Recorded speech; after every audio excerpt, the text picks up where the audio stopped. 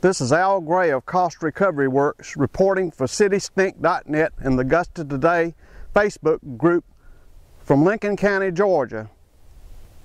It's day 34 of the Tee Center crisis, Augusta held hostage. Cost Recovery works to prevent bad plans for a trade center in Augusta, Georgia.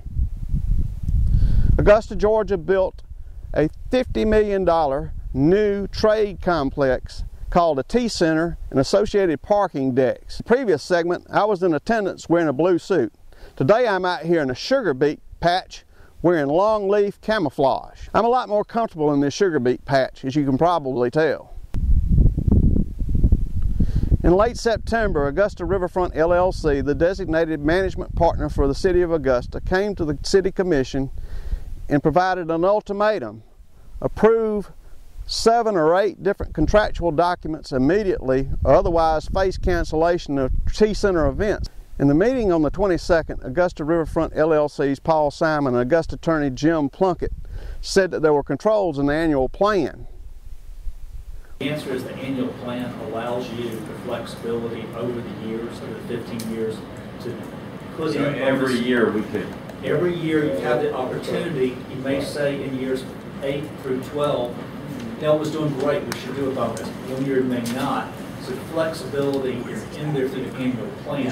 So not to, didn't mean to be rude to cut you off, but I think the short answer is the annual plan allows you to address that issue. Each thing that we have in an annual plan, you have the right to change it totally.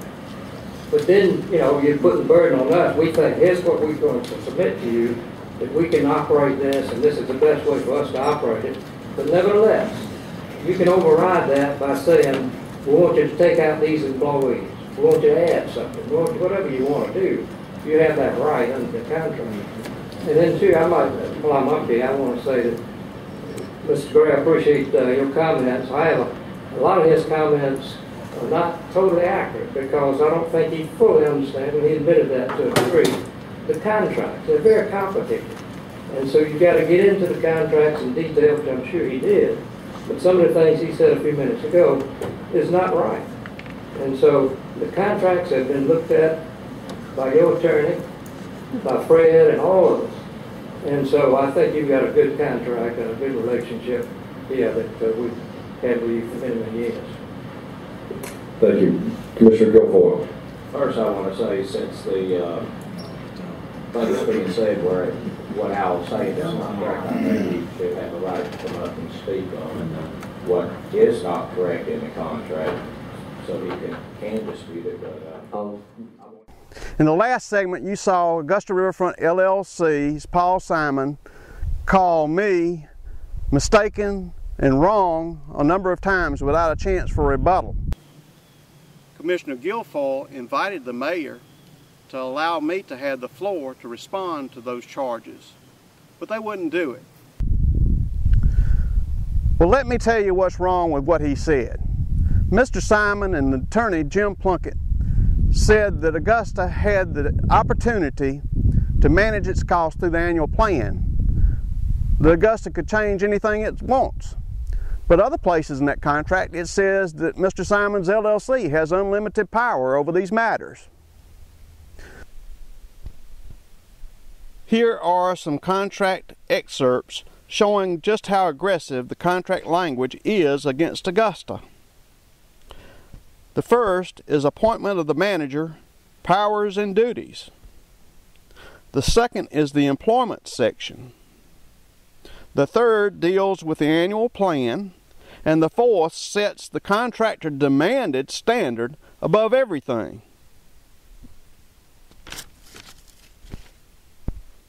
Say what you mean what you say. That's all we should expect.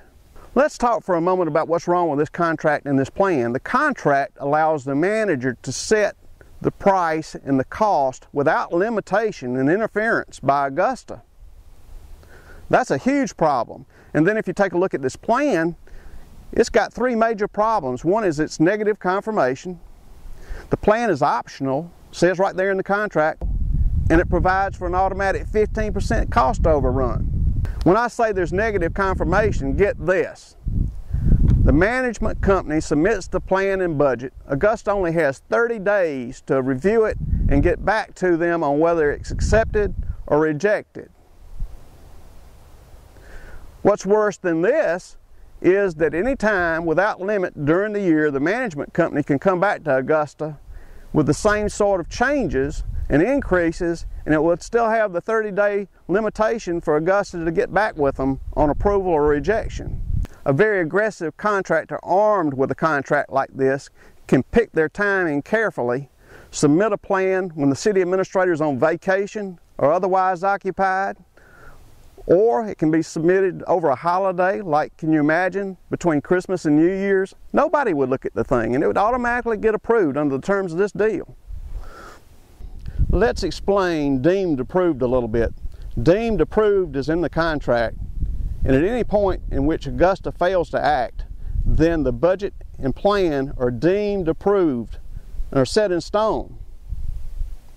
Now, if you couple this with the 15% automatic capability to overrun the cost and set those into concrete on an annual basis, you could have the situation where you're compounding 15% increases every year. This is unlikely, but it's a possibility given these convoluted documents. What needs to happen with this contract is all the language about negative confirmation needs to go away, and it needs to simply say that Augusta shall approve the plan and budget. The language about the plan and budget being optional needs to go away. Also, another aspect that we didn't talk about is the 15% an overall cap on the whole budget, or is the 15% automatic overrun capability of the contractor, is it a line item? Here's why that's important. You could have a situation where an aggressive management company, not necessarily the one that's in play now, could come in and they could give their principals, their management partners, members of the LLC, or executives could pay them extremely high bonuses within this 15% threshold. Meanwhile, they could cut other places in the Tee Center in operations.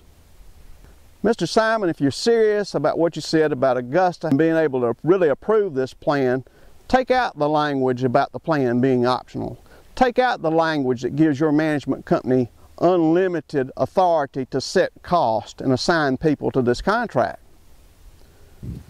Isn't it wonderful to be able to shoot a video about taxpayers being beaten down from a sugar beet patch? I just think it's great.